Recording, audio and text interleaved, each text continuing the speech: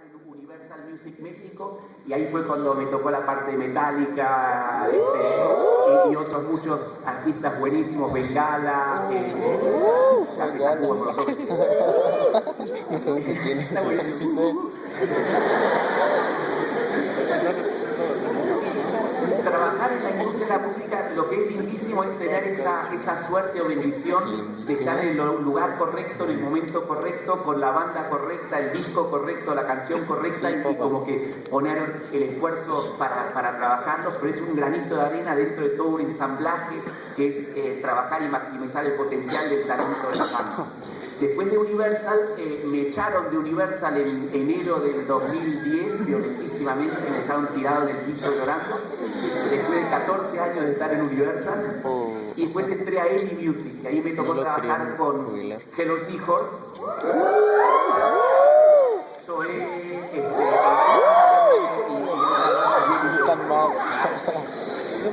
pero cuando estaba en EMI, tuvimos que reinaugurar las oficinas de EMI. La inauguración original de las oficinas de EMI que están en la colonia Cuauhtémoc fueron en 1974 y el artista invitado para cortar el listón fue un tal Ringo Starr, baterista. ¿Quién es ese? Muy de los Beatles. Nada más. Para ese evento bueno, nosotros, obviamente, en el 2011 tuvimos que hacer una reinauguración, pero teníamos como que la vara muy alta de que no íbamos a poder traer a Ringo Starr a reinaugurarlas. Entonces trajimos a la embajadora de Inglaterra, porque EMI es una corporación británica, y los Beatles son británicos y son emblemáticos de EMI. Pero cuando hicimos esa reinauguración, me tocó estudiar la historia de EMI dentro de la industria de la música, y me di cuenta que la historia de EMI era la historia de la industria de la música, y era bien interesante ver cómo nació la industria de la música. La industria de la música nació como un inventor que es Thomas Alva Edison, el famoso Thomas Alva Edison que hizo la lamparita, fue el que inventó el artefacto que vemos ahí arriba que se llama el fonógrafo. Después Graham Bell lo desarrolló un poco más, pero básicamente fue una casualidad cómo descubrió el fonógrafo, porque él estaba haciendo experimentos de llamadas de larga distancia y de repente se dio cuenta que podía grabar sonidos. Entonces cuando se da cuenta de grabar sonidos, dijo, igual esto puede servir para cuando uno da dictado en la oficina, que no tenga que estar la secretaria o el secretario ahí, y que pueda grabar su carta y después la escribe en la máquina o lo que fuera. Pero después lo fueron desarrollando y se dieron cuenta, no, es mucho más interesante grabar música. Y la idea era cómo hacemos para grabar, vender más fonógrafos, ese aparato. Entonces dijeron, bueno, grabemos artistas. Entonces con ese tubo lo ponían a la altura de la banda que grababan y así lo grababan directamente sobre el vinilo. Entonces la gran característica de un cantante no era si entonaba bien, sino que si tenía una voz fuerte y penetrante para que sí pudiera grabarse en el vinilo. Entonces no había tanta exquisitez en voces, sino que mientras más fuerte y más proyectante la voz, mejor para poder grabar. Entonces la música como industria empieza realmente como un contenido para vender fonogramas, si lo vemos de esa manera. Y lo que es loco es que también ya hace 125 años, cuando empezó la industria, ya venía de la mano de la industria de la telefonía. Aunque hace 15 años, ¿quién hubiera pensado que el modo de escuchar música hoy más común sería a través de un teléfono, ¿no? Entonces vamos a ver cómo la música fue evolucionando de ese fonógrafo al gramáfono, que es el que está ahí en el medio, después lo de los vinilos, los cassettes, el Sony Walkman, que era así revolucionario, porque de repente no tenías que estar sentado en tu casa para escuchar música, sino que lo podías llevar con tus audífonos y escuchar en la calle, o el mismo cassette lo podías poner en tu auto, porque si intentabas con un vinilo en el auto saltaba la púa. Creo que nadie lo intentó igual, pero algún gallego igual lo intentó y saltaba la púa. Especialmente en los baches de ciudades como la de México, Buenos Aires, etc. Y después el magazine y al CD. El CD lo que generó en la industria de la música fue una expansión como artificial de crecimiento de venta, porque imagínense, la gente tenía sus vinilos y sus cassettes, sale el CD en 1985, que tenía un sonido mucho más fiel, mucho más pulido. Entonces todos empezaron a reemplazar sus colecciones de álbums a CDs. Entonces igual y tenías un vinilo de Pink Floyd, pero te comprabas toda la colección en CD porque querías tenerlo en CD que supuestamente iba a durar más. Entonces hubo como una venta mucho más explosiva de discos entre el 85 y finales de los 90, y toda esa época era como la época de las vacas gordas de la industria de la música. Después con la piratería empieza a caer todo eso. En México, para que sepan, más del 80% de los CDs musicales vendidos son piratas. Entonces realmente dejan menos del 20% del mercado como para generar dinero realmente para reinvertir en el negocio. Y vamos al siguiente slide, si van a seguir corriendo, o si ya, ahí está. Y acá podemos ver cómo ha seguido evolucionando y cómo estamos escuchando la música hoy en día, y quién sabe cómo seguiremos escuchando la música en el futuro. Pero la idea a grandes rasgos es poder ofrecer música donde quieras, de la manera que quieras, en el momento que quieras. Básicamente eso es a lo que estamos llegando. A mí me parecía muy divertido que encontré esa chamarrita moderna donde aparentemente nada más apretás tu muñeca como si fueras el hombre araña, y en vez de salir la tela de araña, pones play a tu música y ya tienes por adentro de la chamarra los audífonos para ponerte en el oído, ¿no? Y quién sabe cómo seguirá evolucionando en un futuro. Por ahí hasta te metes un chip y ya tienes la música dentro de tu cabeza o algo así. Quién sabe cómo seguirá evolucionando esto. Lo que es interesante ahora, en el 2009 fue la entrada de iTunes al mercado mexicano, que fue muy interesante porque era, junto con Mixup Digital, la primera tienda digital legal que había en México. Aún así, hay más de 5.000 millones de files musicales que se comparten por año que son ilegales. O sea, imaginen que iTunes y otros sistemas de música pueden vender legalmente, pero se comparten más de 5.000 millones de archivos ilegales de música. No voy a preguntar acá quién hace eso, pero nada más tomen un poquito de más. Sí, lo hagamos, por favor. Y lo que es interesante, lo más reciente entrando a México son plataformas de suscripción como lo de Deezer, que podemos ver acá, o Spotify, donde tú puedes pagar una cantidad mensual y tienes toda la comida, toda la música que quieras consumir o comer durante esos meses mientras estás afiliado a eso. Entonces, de alguna manera les di un resumen así en fast forward de la evolución tecnológica que hemos vivido en la música. Y ahora sí vamos a pasarle el micrófono a los miembros de la banda para que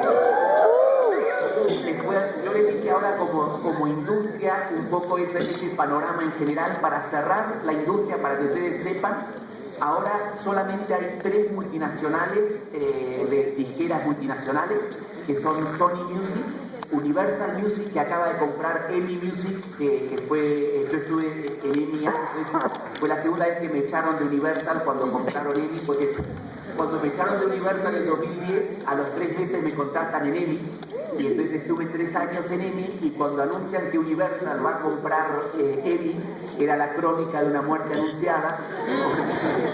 Si ya me habían echado hace 3 años, obviamente las cosas no habían cambiado demasiado para este momento.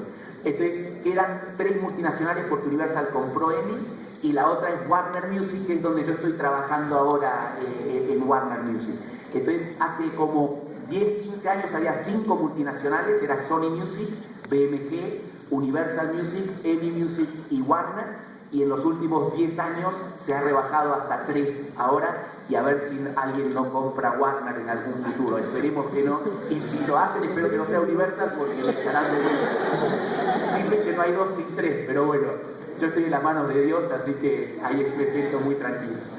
Así que ese es como que el panorama industrial, pero mucho más interesante para ustedes ver por el lado de Hello un poquito, que les puedan explicar desde cómo se conocieron y cómo las tecnologías igual aportaron algo para conocerse, cómo es el proceso de grabación y cómo usan la tecnología ahí, y todo de lo que quieran hablar, porque para mí que los hijos es en México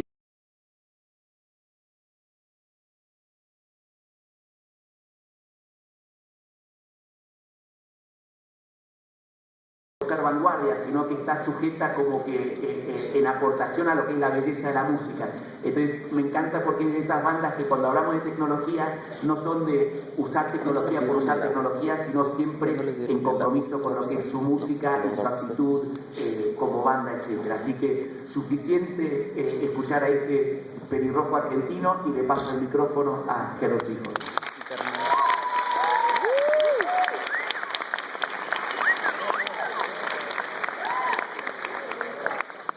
Hola, buenos días. Yo soy Denise, Urdaneta, Bono y yo, y nosotros somos los hijos. Y digo, para empezar, muchísimas gracias por recibirnos aquí en su facultad. Pues bueno, como dice Robbie, un poco la historia de nosotros sí sale del internet. Para empezar, nos conocemos por internet, Urdaneta y yo. En aquel entonces todavía estaba muy de moda tener tu portal de MySpace, ¿no? Y saltando, en este momento, bueno, tengo yo mi perfil, ¿no? Decías lo que querías que la gente supiera y lo que no, ¿no?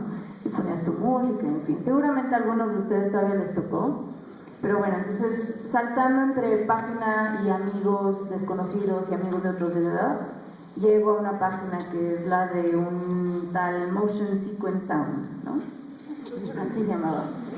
Y en el play estaba interesante la música, era electrónico, estaba muy suave, me había gustado. Y yo estaba saliendo de la prepa, y tenía esta inquietud por seguir mi actividad de canto, ¿no? Porque yo estuve y crecí toda mi vida cantando en un coro. Entonces, en esta inquietud de seguir con eso, caigo en su perfil, y curiosamente hay una invitación a una vocalista de preferencia de sexo femenino.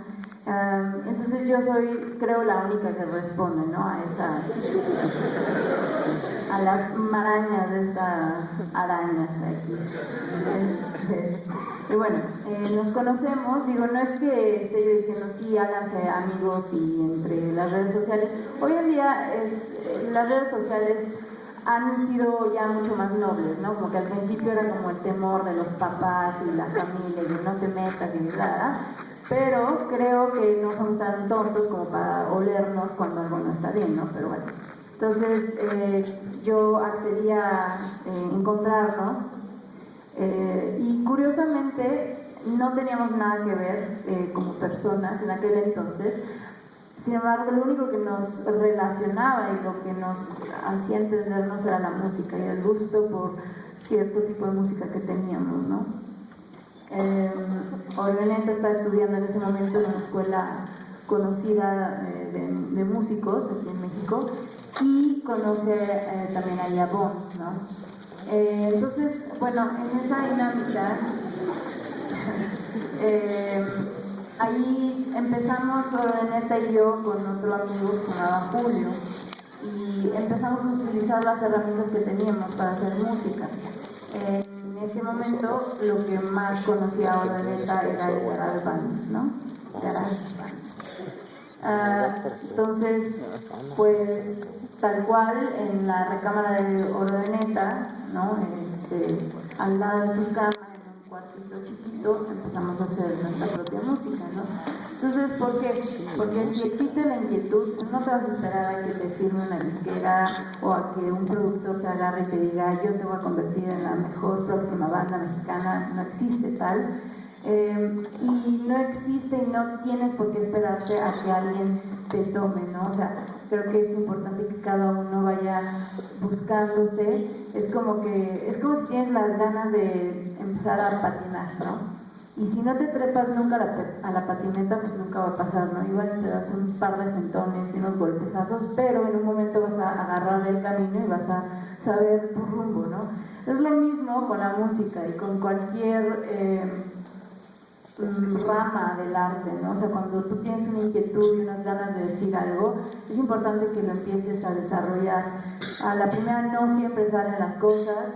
Tiempo después, digo, nosotros ahorita ya vamos a cumplir 9 años próximamente, bueno, no, 8 años y medio, y vemos como la carrera de la banda y sabemos que hay cosas que no nos enorgullecen, hay cosas que sí, pero sabemos que todo son consecuencias y son hilos y un camino que se ha ido trazando y que si sin haber hecho lo primero que hicimos en el cuarto de Oro de Neta, no hubiéramos llegado a, por ejemplo, trabajar con grandes productores mexicanos, argentinos, norteamericanos, ¿no?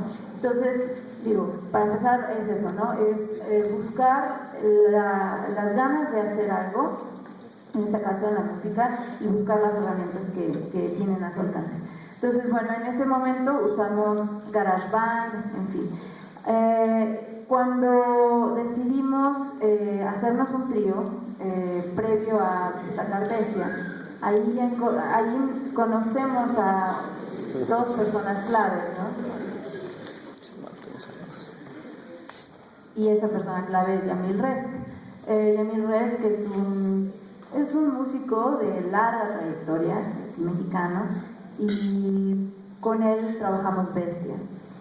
Con Bestia, curiosamente, entramos en 2 dinámicas. Una es entrar a una disquera transnacional, que en ese momento es EMI, y es cuando conocemos a Robiliar. Y la otra es que conocemos a Joe, que en ese momento entra a la banda como músico invitado, como amigo, y nos empieza a ayudar a tocar las canciones en vivo, ¿no? Entonces, bueno, creo que para nosotros Bestia sí es un momento importante porque genera todo una nueva dinámica de la banda. Bien podríamos habernos cambiado el nombre y haber hecho una banda nueva, pero la realidad es que ya teníamos un par de años pasados y pues era justo mantener la bandera, ¿no? de lo que ya habíamos formado, ¿no? Entonces, bueno, dentro de esa nueva dinámica de entrar a una transnacional y demás, pues sí se nos abren como toda una nueva forma de trabajo, ¿no? Para empezar, tienes un equipo mucho más amarrado, empezamos a poder vender nuestros discos en tiendas, ¿no? De las más conocidas, ¿no? Y a nivel nacional, tal vez también abrirnos al extranjero. Con Bestia lo logramos sacar y editar con National Records en Estados Unidos. Y en fin, el trabajar con la disquera transnacional para nosotros fue armarnos de un aliado más, ¿no? No verlos como el diablo, porque realmente no son el diablo. Nadie es el diablo, siempre y cuando tú sepas manejarlos bien, ¿no? Y saber cómo trabajarlos. Pero bueno, la verdad es que hemos aprendido muchísimas cosas. Después de sacar Bestia con EMI, sacamos Lejos no tan lejos, y después en ese en el momento en el cual Universal compra EMI a nivel mundial, pues sacamos Armima, el último disco, y bueno, ahora somos parte de Universal, pero creo que en esa tónica de trabajar en EMI conocimos a grandes personas como Robiliar. Entonces un poquito eso es como el resumen, pero bueno.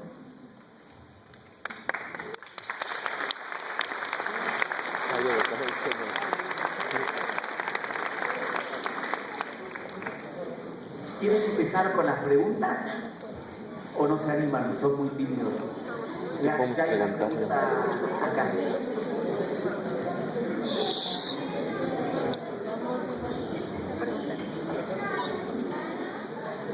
Aquí no le doy. Van a llevar un micrófono.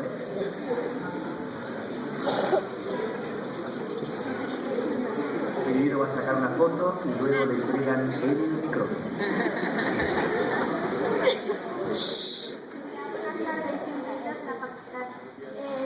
Mi duda es el por qué su nombre es un nombre ahora sí que ajeno a lo mexicano. ¿Por qué Hello Seahorse? ¿Qué significa para ustedes un caballo feliz? Bueno, claro, un caballo de mar feliz. ¿Y por qué en inglés? Feliz. Bueno, para empezar, Que no es hola, caballo de mar. todos nosotros, en nuestra banda, al Healthy menos, Horse. Hola, caballo de mar. crecimos en una doble cultura. Oro de Neta, yo creciendo en Ciudad Juárez, teniendo acceso constante al Paso. Pons y yo siendo de California.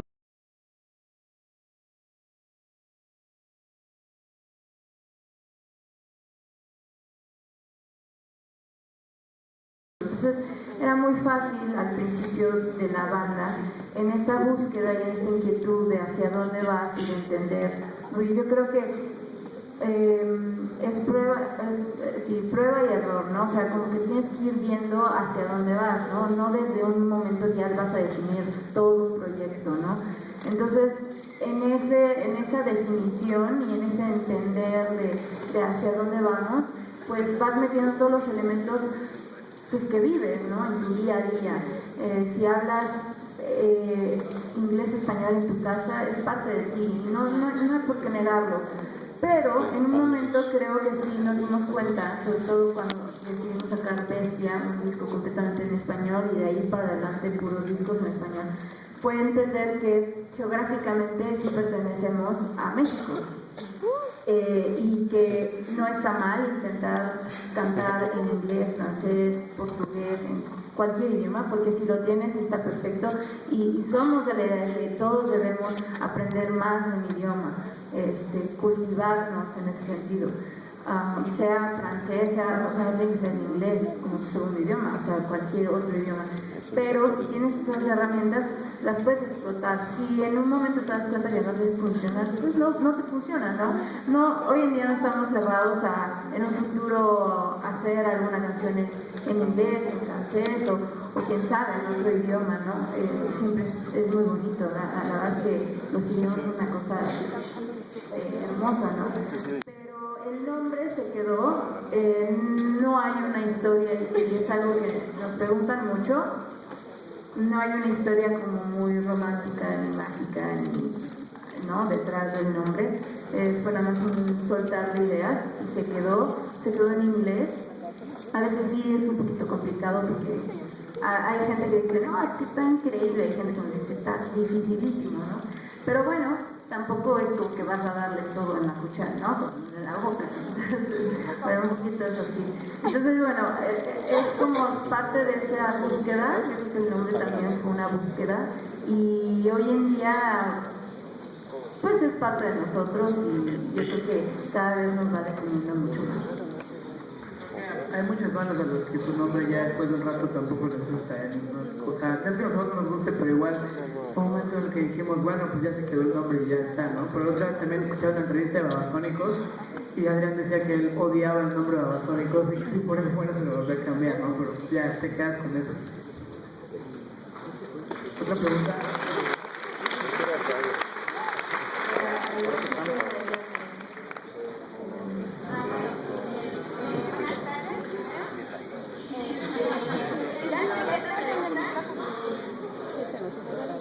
¿Por qué dio la vuelta así? Pues estaba de arriba.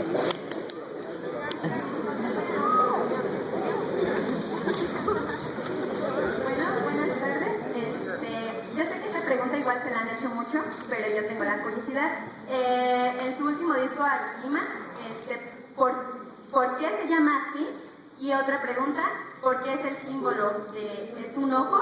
¿O por qué pusieron ese símbolo en el disco?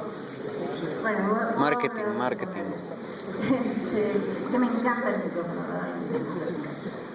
bueno, Arunima, para empezar, el nombre sale de un perfume que yo adquirí en una búsqueda, todo es búsqueda y está increíble, parte de no sentirse definido nunca, ¿no? Pero bueno, qué mejor recordar algo o alguien o una temporada por medio de los aromas, ¿no? Creo que es una manera increíble cuando lo logras Y es muy padre cuando entras o conoces a alguien y te recuerda algo. Puede ser algo muy agradable, puede ser o no puede serlo, ¿no? Pero bueno, hay que, o sea, los sentidos, ¿no? O sea, siempre estar con ellos.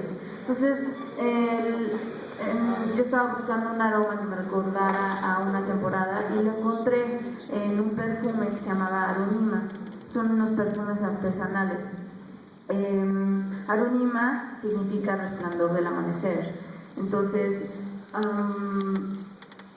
pues qué mejor título para un nuevo disco.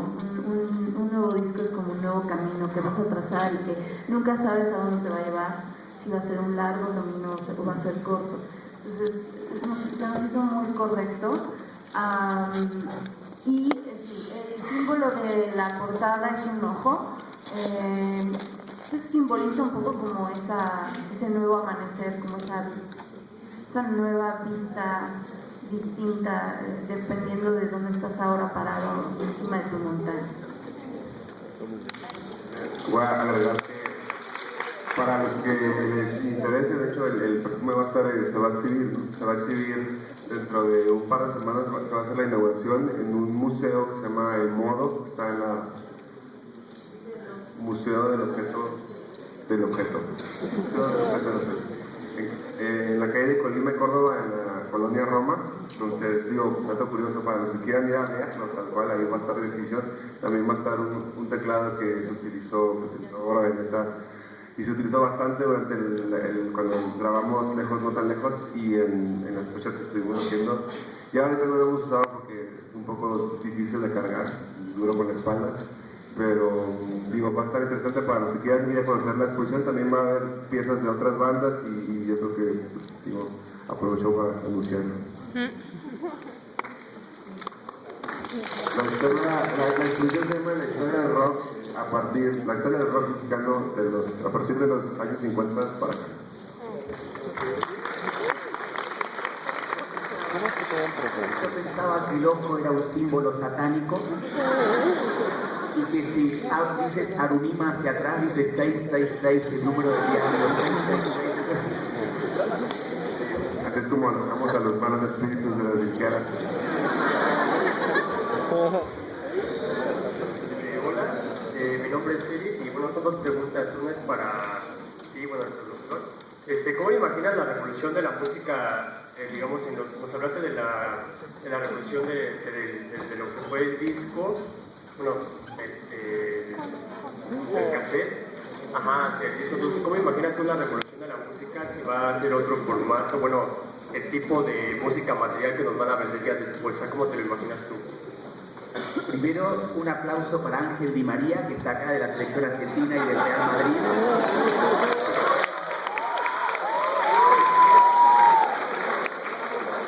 No es cierto.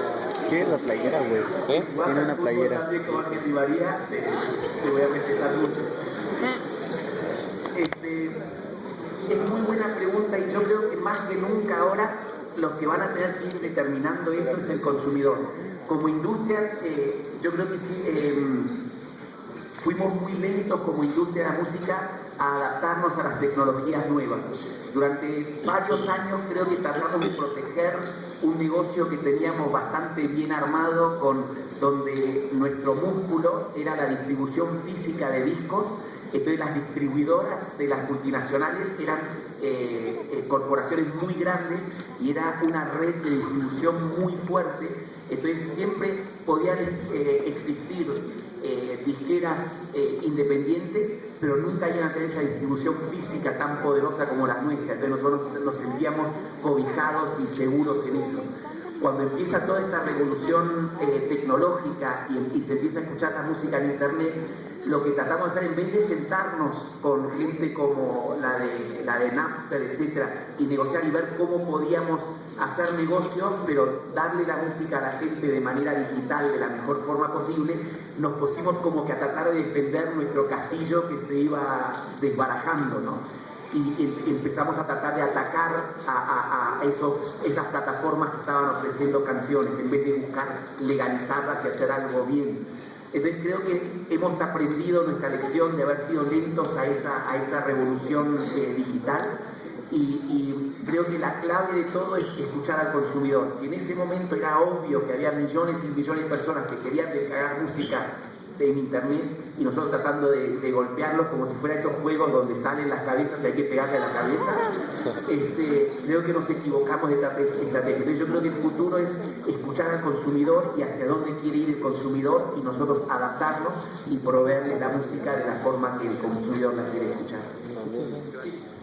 Yo quiero comentar un poco lo que dice Robbie, como que tú lo estás viendo del lado de la industria, yo como del lado de usuario y de músico también, creo que sí estuvo muy mal, por ejemplo, lo de Napster que no se negoció, pero también antes bajar una canción tardaba horas, ¿no?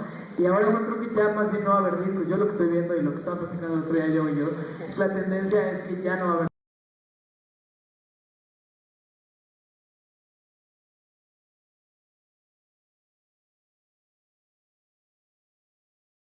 tengamos que vender un vinilo en las tiendas, es lo que la gente consume, sino porque sabemos que hay como un nicho que consume ese tipo de música y se lo estamos dando más como un objeto de colección y como un objeto como por tener el objeto, ¿no? Pero en realidad la música como tal, la gente ya no la está consumiendo físicamente y yo creo que ya en un futuro ya no va a haber discos físicos, yo creo.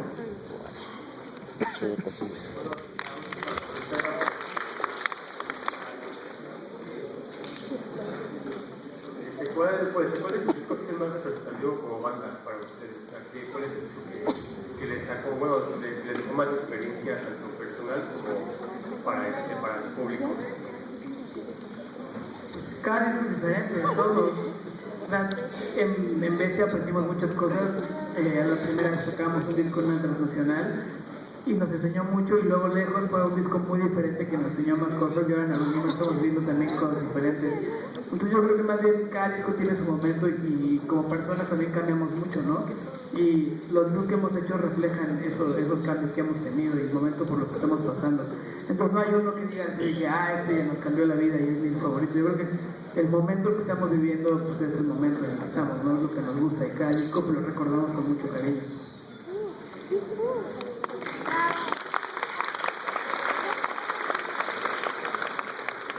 Y arriba, ella está conectando eso. La siguiente pregunta es para el productor Robin, ¿verdad? Es que el presentador es claro. Robin. Hola, yo soy Robin Lea.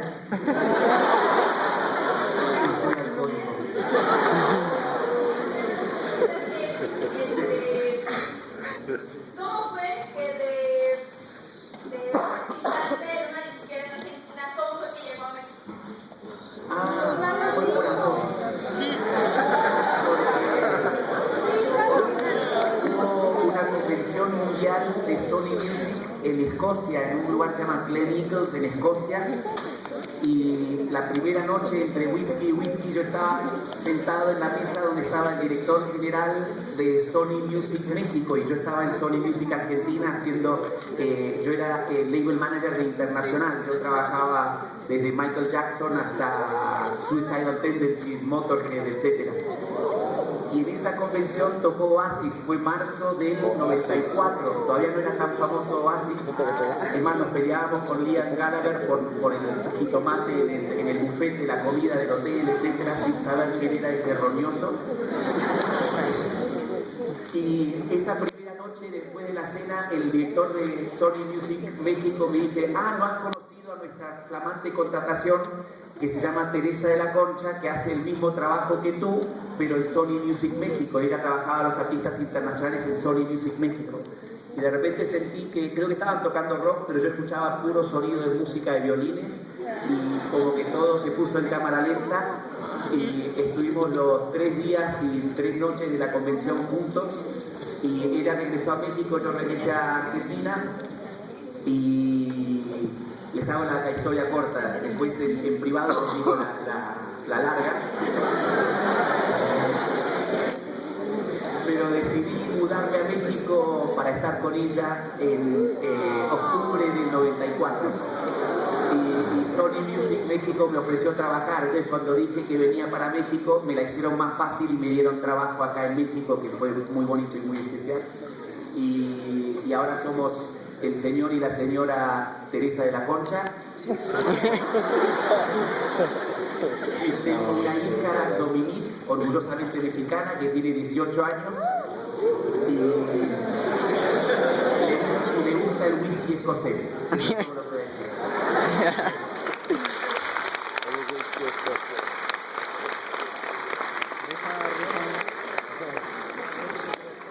El whisky con Red Bull, pero...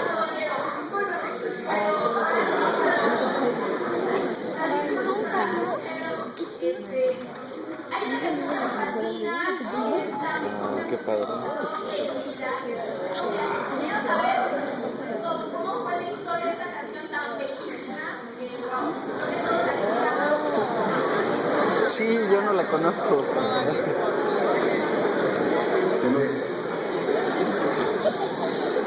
Ahí afortunadamente hay una historia. Lejos de lejos lo escribimos la mayor parte del disco en una encerrada que nos fuimos a dar al bosque. Y en uno de esos días que estuvimos ya andábamos algo, necesitamos aire, ¿no? Estábamos saliendo un poquito de donde estábamos resguardados. Y fuimos a visitar esta cascada que se llama Vela de Novia, que está en Valle Bravo. En Navanto. Y ese mismo día creo que fue por ahí en la mañana, mediodía, que fuimos a ver la cascada, a caminar, sacar a pasear a la perra que nos estaba acompañando, la perra de nuestro ingeniero, una vaca. Y cuando regresamos esa misma noche escribimos la canción y sentíamos que tenía justo como esos elementos, ¿no? del bosque, de la naturaleza y queríamos que se traduzca en el disco. Entonces por eso tiene toda esa atmósfera.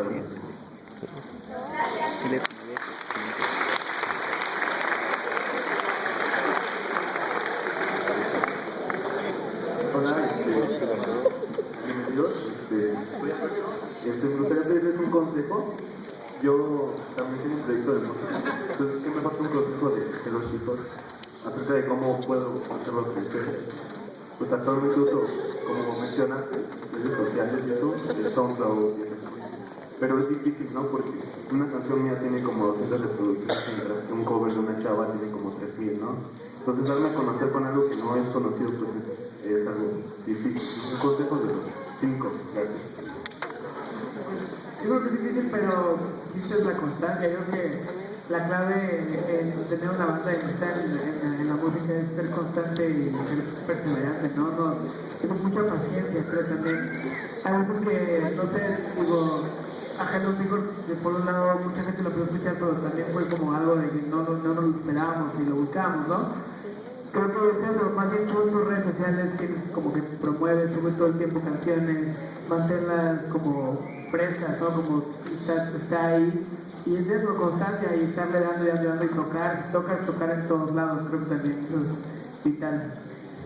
Sí, pero yo ya lo estaba pensando porque también no creo que solo sea así, ¿no? Creo que también es importante que te relaciones con otros músicos, porque solo entre músicos se va tejiendo una red, por más pequeña que sea. Igual pueden ser tus cuates que viven cerca de tu casa y así, pero sí te tienes que armar como de varios conocidos, y no tienen que ser personas del radio, no, ni siquiera las bandas más importantes, no, tienen que ser la gente de tu misma comunidad y que te vayas relacionando con ellos, con los que tengan afinidad musical, ¿no?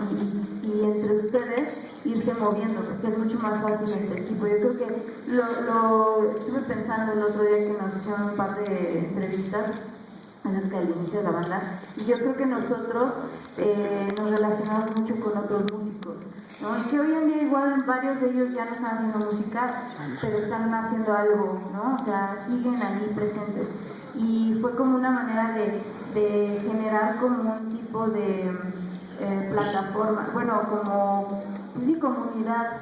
Es importante que así funcionen las cosas, ¿no? Porque así nada más, pues sí, puedes subir tus rolas a SoundCloud, a Bandcamp, regaladas y todo, pero pero eso no es lo único, ¿no? O sea, tienes que aprender de otros y ayudarte de otros. Yo creo que es muy importante que entre todos los músicos se ayuden.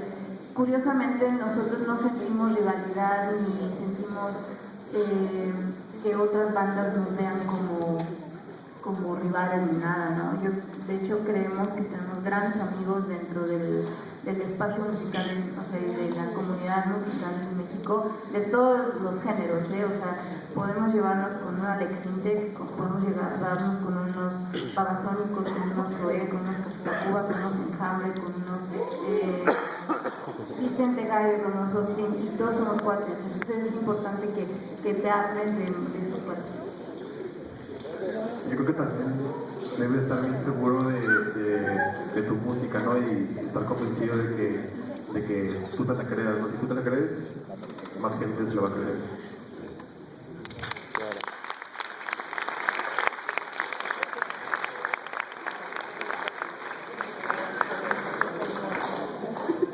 Vamos a dar tiempo a 2 preguntas más. La mano más levantada va a tener la oportunidad, ¿vale?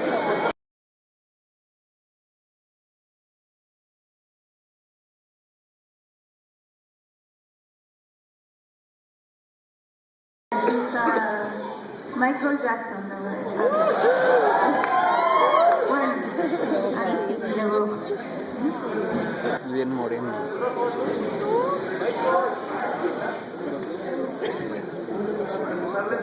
Últimamente han estado así como que tocando con tablets,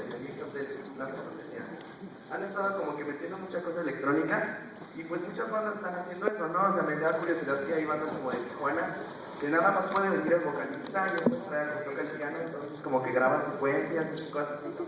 Y quería ver si, pues, no sé, ustedes como que ven un nuevo género aquí en México de música basado en eso, o creen que nada más es como una herramienta. Pues género no, porque digo, la música, como que los géneros, nunca hemos sido como de ponerle género a nuestra música, y creo que la mayoría de los géneros que le ponen al rock, indie, grunge, todo eso en realidad no se lo pusieron los músicos, se lo puso alguien de la prensa.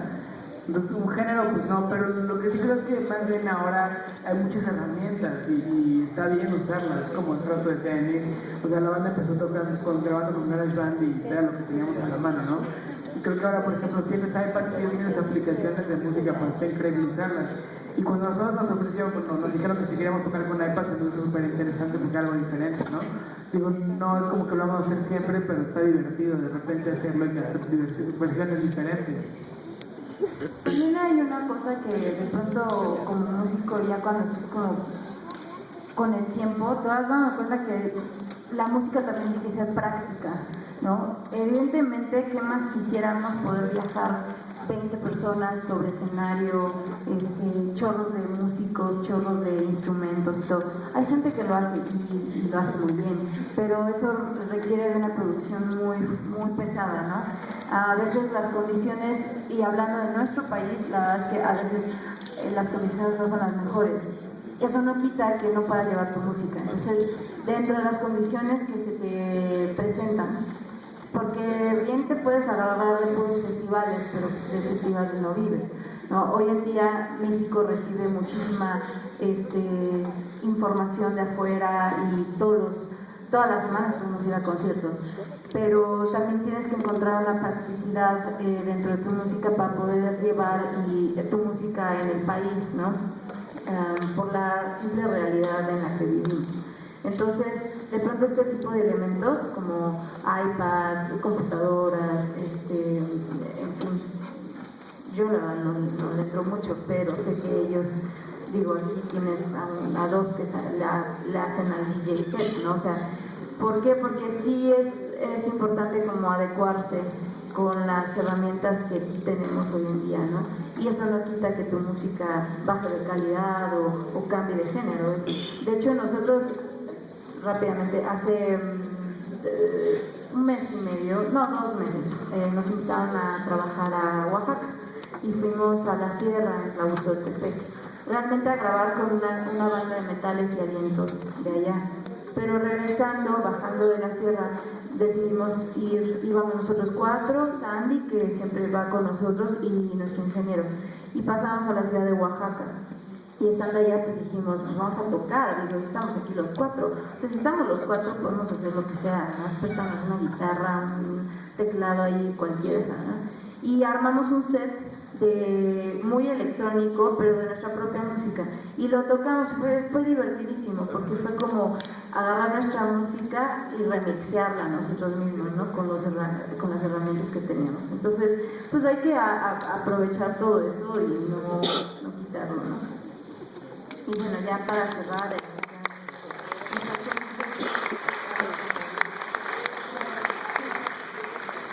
Hola, buenas tardes. A mí me gusta mucho la canción de Después y mi pregunta es en qué se inspiraron para hacer esta gran canción.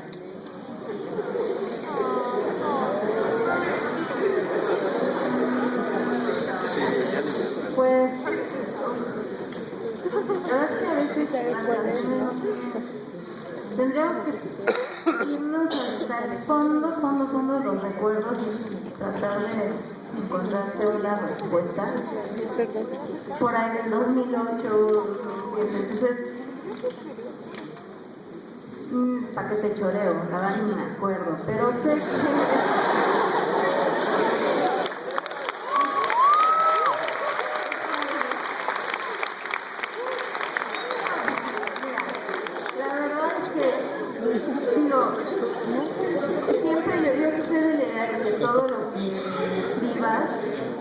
o lo que digas que venga de algo que sentiste al menos, ¿no? O lo que sea.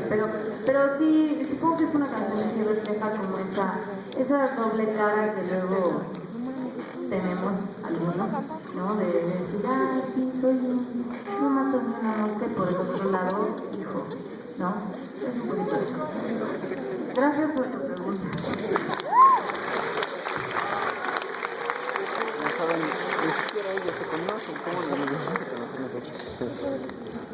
Pues ya escuchamos de viva voz de Hello Kitty Horse y de Robbie Lear, para que quede un poco claro la experiencia que tienen ellos en la comunicación y relación con la industria musical.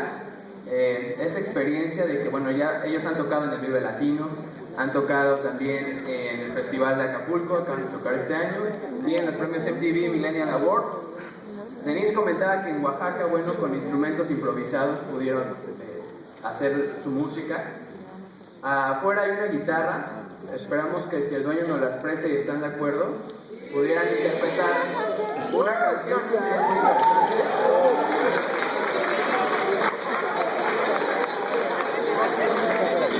Y bueno, en lo que realizamos esto,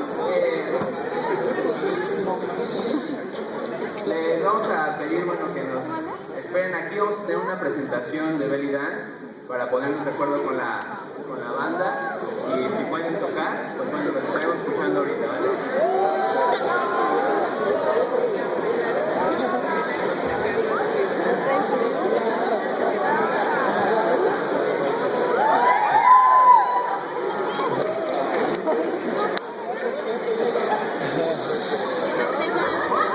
¿El dueño de la guitarra ya apareció? Afuera hay una guitarra. ¿Quién es el dueño de esa guitarra? Nos prestas tu guitarra para que de una vez nos deleites.